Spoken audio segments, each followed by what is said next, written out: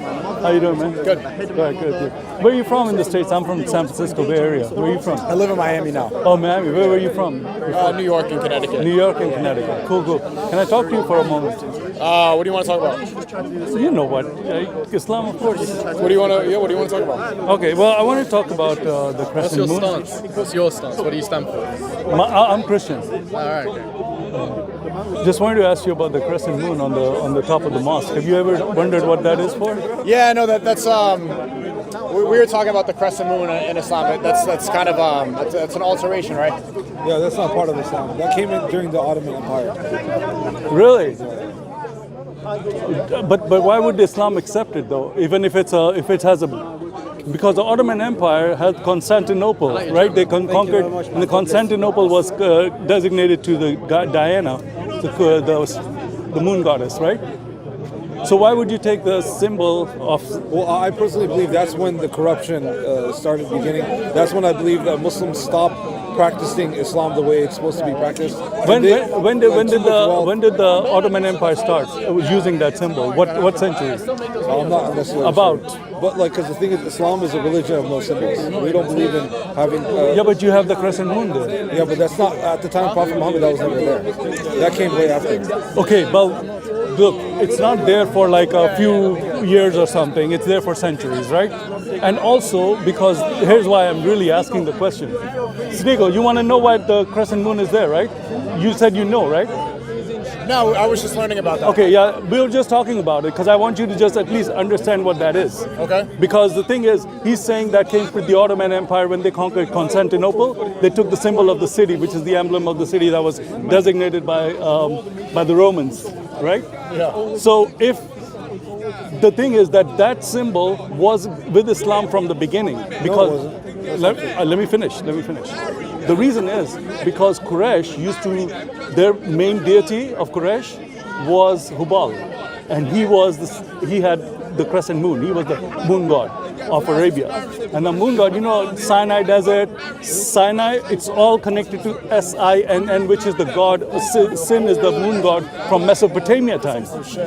Let me take you back. I'm going to connect all the dots. So if Christians worship on Sunday, does that mean you guys worship the sun god? That's a good question, okay? Also, the 25th of December is also very good question. The birth of the sun god as well. You're absolutely right, and I'm going to address it. But if you give me a moment, right? Since you're asking good questions, I will answer them.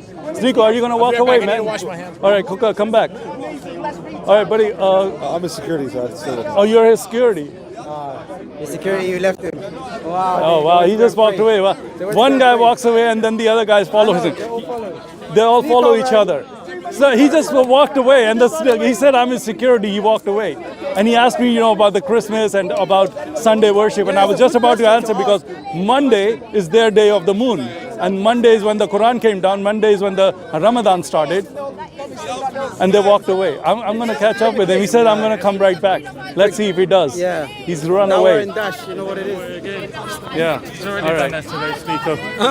He's sneaking off. He doesn't Snapped off. We love Sneako because he sneaks out. Yeah, he just snuck off. Sneako snuck off. Hey, why are you calling? Hey, just looking at him, see how Friend that he is here. Sneako used to be that guy, and I'll be like, wake up. Don't fall into the As you guys can see, Sneako and the runner completely run away. I mean, this man of God brought up a very impactful, meaningful, great question. He simply just asked, why are there pagan symbolism in the Islamic flag, right?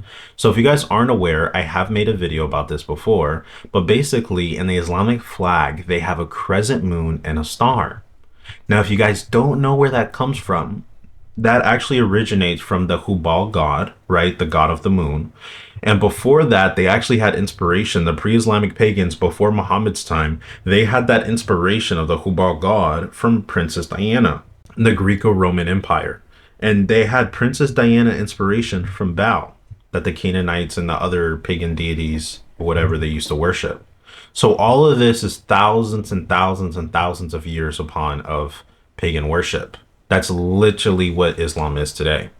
So to say that the crescent moon and the star symbolism came from the Ottoman Empire is very disingenuous and it's very dishonest.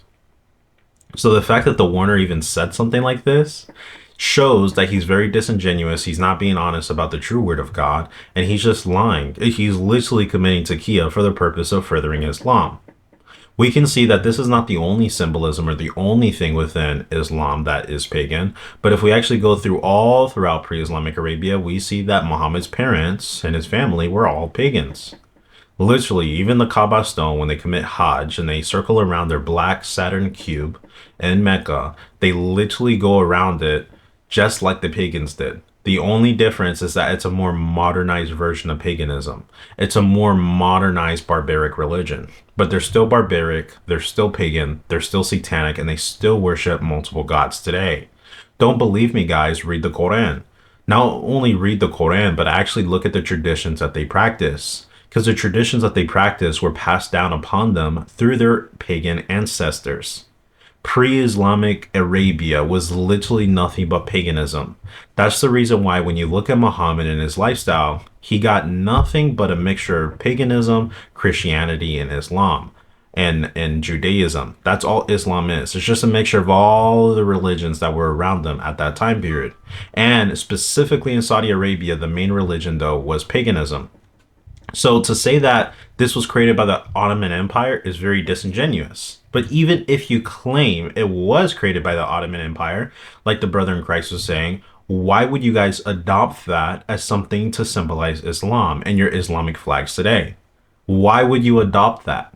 Well, that shows either A, you guys had influence from the very beginning from Islam to paganism or paganism to Islam to show that you guys are a pagan religion, or B, somewhere along the lines, you guys had some kind of paganism from the Islamic worldview into Islam, showing either way, however you want to look at it, you guys are still pagan because you guys believe in those practices today. You guys follow that today. And to say that, you guys don't believe in these symbolism is very disingenuous because you'll bring this to a lot of Muslims. At least to Warner, he did commit taqiyya, but he was honest about that one part, is that it does symbolize Islam today, right? But usually Muslims will lie and they'll say, oh, with the Islamic flag, that's not true. That doesn't represent us. Or what are you talking about? There is no Islamic flag.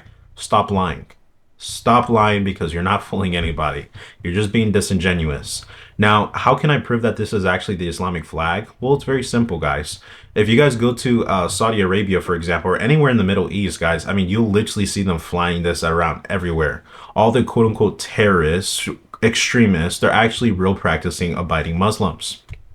But when you look at them, guys, they literally fly this Islamic flag very proudly. Not only them, but your regular average Muslim that you're probably your average Sunni Muslim flies it around as well because they're very proud about their Islamic culture. But what's interesting is when you actually go to the source of it all in Mecca, where the Kaaba Black Saturn stone is, in Mecca, Saudi Arabia, you can actually see the clock tower that's right in front of the Black Kaaba stone actually has a crescent moon on it. Now, why would it have a crescent moon right in front of Mecca, Saudi Arabia?